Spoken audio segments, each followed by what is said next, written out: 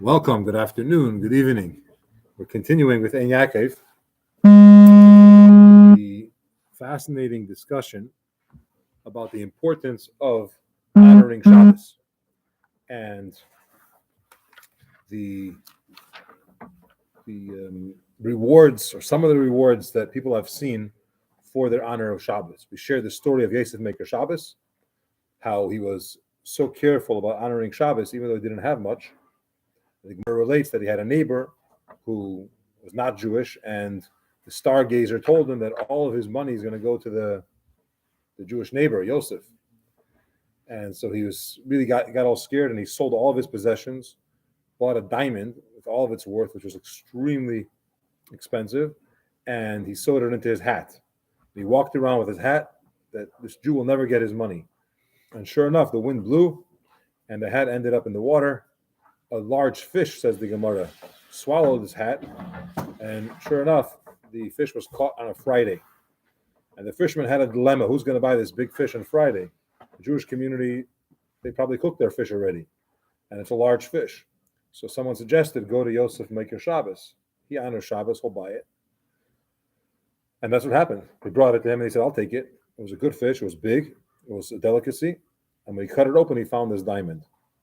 Eliyahu Hanavi, Elijah the prophet, told him that this is the reward for your honoring Shabbos. From there, the Gemara went into a discussion of Rabbi Shmuel asked Rabbi Yossi, wealthy people in Israel, what did they do? What merit do they have? What schus, it's called in Hebrew, do they have that they became wealthy? So Rabbi Yossi told Rabbi Shmuel, because they give meiser. They're very careful about tithing. And we learn from a pasuk, Aser b'shvel shetis Aser, Aser b'shvel shetis Asher, tithe in order that you should become wealthy. It's how you read the sin versus the shin. So that leads the people that are in Israel to get that blessing of great wealth. The people that are in Bavel, in Babylonia or Mesopotamia, what did they do to merit wealth? They have a different schos. They're mechabe the Torah, they honor Torah. And because of their honor for Torah, those that really honor Torah are rewarded with wealth. So we know what happens in Israel and in Bavel. How about all the other lands? So in all the other lands, the F.R.E.E. Abba said, how do they get it? Rabbi Shmuel said they get it because they honor the Shabbos.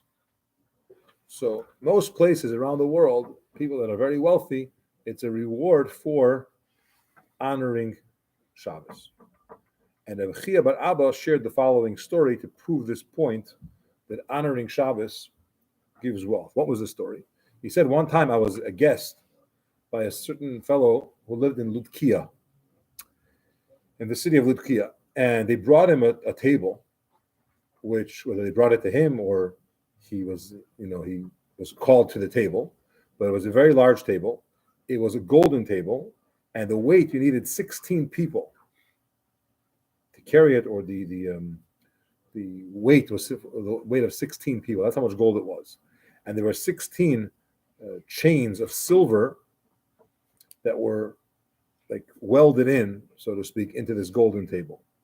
And on top of it, there were very fancy plates and cups and all different types of pitchers and so on that had its place on the table.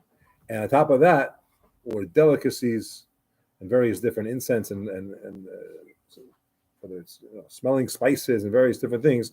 It was very, very wealthy. And when they put it there, he said, Hashem ha'aretz u'molaya, which translates to God is the whole world and everything that's in it. And then when he's finished, when they're done, he said, Hashemayim Hashem ha'aretz nasal le'adam. The heavens is for Hashem, but the earth he gave to human beings. Again, constantly praising Hashem when he got it, when he left. So I was curious, and I asked him, my son, what did you do to merit this kind of wealth? This is astronomical wealth. He said, because I was a butcher, which means I dealt with animals all the time. Whenever I saw a really good animal, a nice animal, which I thought would make a very good dish for Shabbos, I said, this is for Shabbos. Now, there's a disagreement between Beis Shammai and Beis Hillel.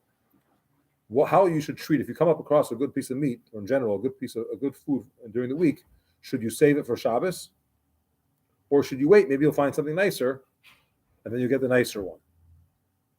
So Beis Shammai's opinion is take the good piece of meat and put it aside for Shabbos. If the next day you find something better, so then you use the better one. You buy the better one. And then you eat the old one for the one from yesterday for dinner. So what happens is like this. You end up honoring Shabbos every day. Because technically, I saw a good piece of meat and I said, okay, I'm buying this for Shabbos. The next morning, I found a different one that's even better. So that's going to be for Shabbos. And I used that one that day. I'm a butcher, he said. I always have good meat. It's like, it's not a problem. I could wait till tomorrow when the next shipment. By the time Shabbos comes, I'll definitely will come across a very good piece of meat. But I said, no. I'm going to go according to Beis Shammai, which normally, by the way, we go according to Beis Hillel, besides certain exceptions. But in this case, you're allowed to, because it's not an isser. It's not a prohibition. The question is, how should you treat Shabbos? Should you buy something on Sunday and wait, maybe you find and keep it for Shabbos? If you find something better, you replace it. Or just wait till Thursday, Friday and buy a good one. So it's not, neither one is wrong. Does meat last 5 days and be good? Maybe they had to smoke it or other forms. Maybe it wasn't Sunday, maybe it was Wednesday. Okay. But this butcher said, I was very careful. And the moment I saw a good piece, I didn't say, I'm a butcher. I see meat all the time. I'll get another one tomorrow. But I put it aside for Shabbos. So I told him, he says, the sage was, he said, Ashrecha shezachitza. Praiseworthy are you that you got this chus. You got the merit for you honoring Shabbos to this extent. Look what kind of wealth you have.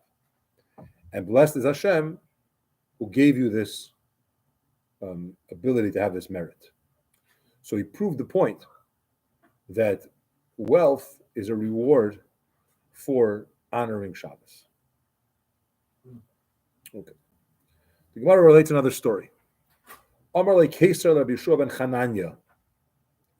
The Kaiser, the Caesar, the king, the emperor, he told Rabbi Yeshua ben Chananya, he asked him a question. Why is it that the dish that you make for Shabbos, I don't know if he's referring to cholent or in general your Shabbos delicacies, has an amazing aroma? What is it? Something about, apparently he ate by him by Shabbos or he ate by other people on Shabbos, and he was very impressed. There was a certain aroma to the food. What is it? So he told him, get this, Tavlin echad yeshlan, and we have a certain spice, and this spice is called Shabbos. Called what? Shabbos. And we put it into our food, and that's the smell that you're appreciating. So he said, great, package it and give it to me. I'll take one of those. So he said, if you keep Shabbos, then it's going to help you. If you don't keep Shabbos, it won't do anything for you. It's not a spice that you just pop into the food and you're done, but you have to keep Shabbos in order to get it. The point is, he was speaking about Shabbos itself. He said it in a way that the person thinks it's some kind of vegetable or something that grows, which is for Shabbos. In other words, he gave him the impression that if you don't keep Shabbos, you don't have the sense to smell that that aroma that gives. So we covered what happens on Shabbos, how we're supposed to honor Shabbos. There's food and there is clothing, right? Put on fresh clothing or nicer clothing for Shabbos. The Gemara is now going to ask an interesting question. The Reish Galusa, which was the head of, just like in Eretz Yisrael, you have a Nasi, a leader of the Jewish people in Eretz Yisrael. In Bavel, you had a head of the diaspora. So he asked Rav Hamnuna, what does the pasuk say? There's a verse in Yeshaya and Isaiah that says, "The karasa la Shabbos eineg." You'll call Shabbos, Shabbos pleasure, v'likdeish Hashem mechubad, and to the holy of Hashem honor. What does that refer to? So Shabbos, we get it. It's the seventh day. The holy one, what's that? Honor the holy one. So he said, Rav Hamnuna told him that refers to Yom Kippur. Now on Yom Kippur, you obviously don't eat or drink. So you don't honor it with pleasure. So Torah says, honor it with clean clothing. So on Yom Kippur, we just like any other Yom Tov or any Shabbos, you don't have a meal, there's no kiddush and so on. Wouldn't be a bad idea. But we have the mitzvah or we're careful to wear clean clothing for Yom Kippur. By the way, talking about eating on Yom Kippur or not eating on Yom Kippur, when Shlomo HaMelech inaugurated the Beis HaMikdash, that year, it was a 7-day celebration, and that year on Yom Kippur, they ate. It was perfectly permissible and okay. So based on that, perhaps you could say that Mashiach will come on Yom Kippur, we'll eat. Maybe we'll celebrate for a long time when the Beis HaMikdash will be built. Stay tuned, he's coming. Okay. Now, v'chibadita, you should honor him, right? Now, this is talking about Shabbos. It's not Yom Kippur. What does it mean you should honor the Shabbos? So Rav says, lahakdim, take Shabbos in a little bit early. Shabbos starts 4:02 or whatever it is, and plus you have 20 minutes in Chicago, or 18 minutes in Chicago, 20 minutes in Chicago, other places 18 minutes. Yerushalayim, 40 minutes. But, 40? Yeah. From candlelight until sunset. But you have some time. Honoring Shabbos means you take it in a little bit earlier. It could be a minute, but you honor it. You're expressing that you're happy about it. You take it in a little bit early. You're almost excited, or not almost. You're excited for it. Shmuel says la'acher. Take it out a little bit later. In other words, the moment Shabbos ends, you don't have to rush to end Shabbos. Wait another minute or more. That's honoring the Shabbos. It's like if you ever see someone that comes over, a guest or something, and the moment they could leave, they run out. It's not very respectful. They're not interested in being there. But if you go a little bit slower and you start a little early and then a little late, you are showing that you care. I saw a T-shirt recently. It said, "Sorry, I'm late," in big words. And under it said, "I didn't want to come." So when you come to Shabbos at the last second, it's not that honorable. Come a little early, you're showing that you actually are honoring Shabbos. Now we have an interesting question. Rav Papa, the son of Abba, asked Rav Papa, someone like me, which I have meat and wine every day, how do I honor Shabbos? Like this is what I eat for lunch, for dinner. This is what I drink. So normally we say Shabbos, have good meat. Shabbos, have wine. This is my regular food. So we said if you're used to bringing Shabbos in early, then take it out later. Sorry. If you're used to eating early on Shabbos, a whole week you eat, let's say you eat lunch at 12 o'clock. Eat a little bit later on Shabbos.